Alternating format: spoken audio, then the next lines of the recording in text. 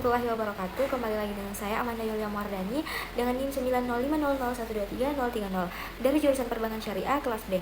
Baik, kali ini saya akan membahas materi terkait analisis pendapatan nasional dalam ekonomi Islam. Nah, langsung saja. Yang pertama, perekonomian sederhana atau perekonomian dua sektor.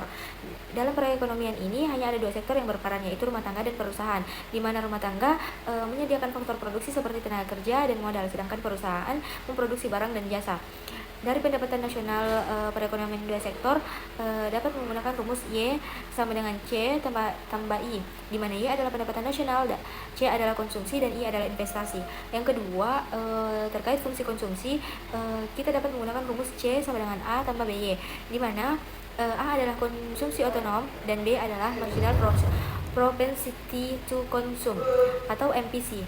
Selanjutnya, untuk fungsi investasi dari perekonomian dua sektor, kita dapat menggunakan rumus I sama dengan IO, di mana IO adalah investasi otonom.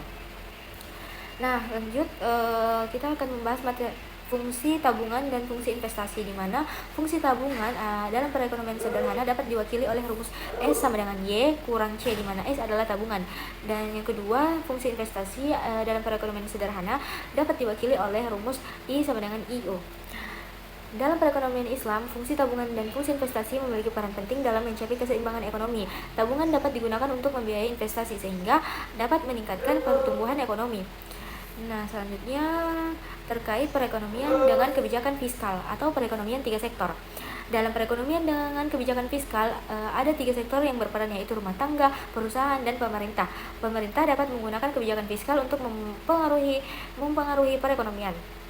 Untuk pendapatan nasional perekonomian tiga sektor dapat menggunakan rumus Y sama dengan C tambah I tambah G, di mana G adalah pengeluaran pemerintah.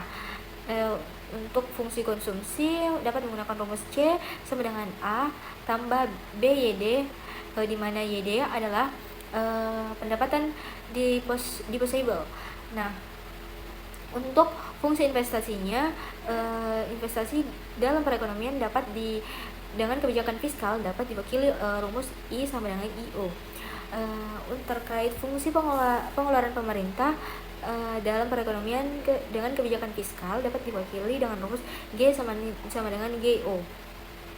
Dalam perekonomian Islam, kebijakan fiskal dapat digunakan untuk mencapai tujuan ekonomi yang diinginkan, seperti meningkatkan pertumbuhan ekonomi dan mengurangi kemiskinan. Baik, itulah saja materi yang sempat saya jelaskan.